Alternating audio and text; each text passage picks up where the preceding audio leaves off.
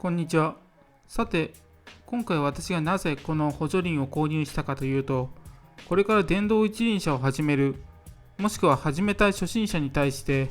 補助輪をつけることで、電動一輪車に乗るための難易度が軽減されるかどうかの検証を行いたかったためです。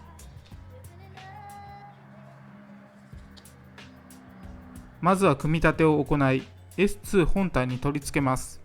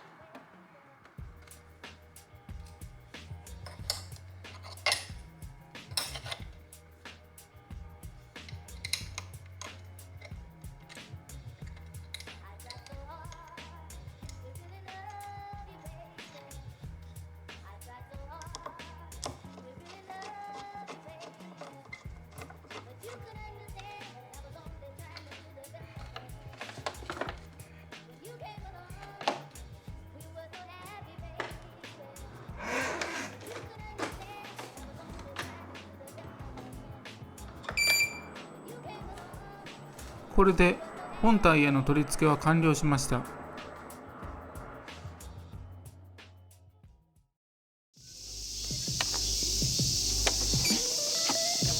実際に乗ってみたいと思います。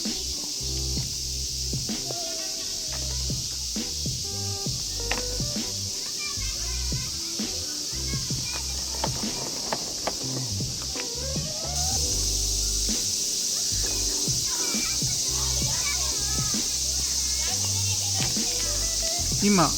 乗るには慣れていない左足を先にペダルに乗せているため、少しふらついています。初心者ではペダルで車体を保持することも難しい可能性があるので、乗る際には転倒しないように注意した方が良いかもしれません。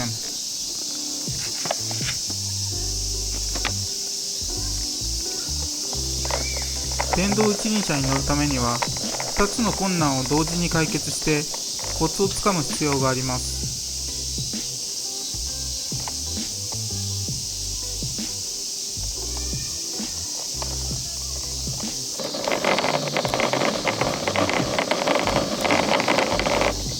1つ目の困難は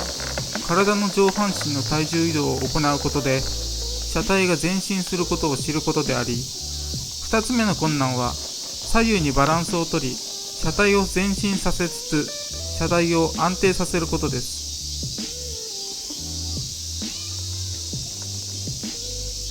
何らかの支えがあれば左右に対してバランスすることはできますが、それだと前進するという感覚を自分自身でつかむことが難しくなります。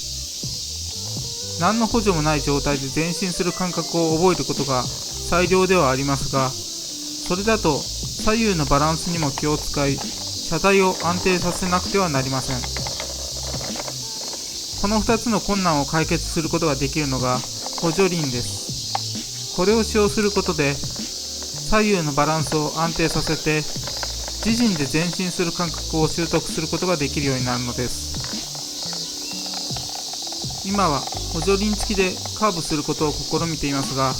補助輪付きでの走行はカーブの練習には全く役に立ちません。カーブの練習を行う際には必ず補助輪は外すようにしましょう。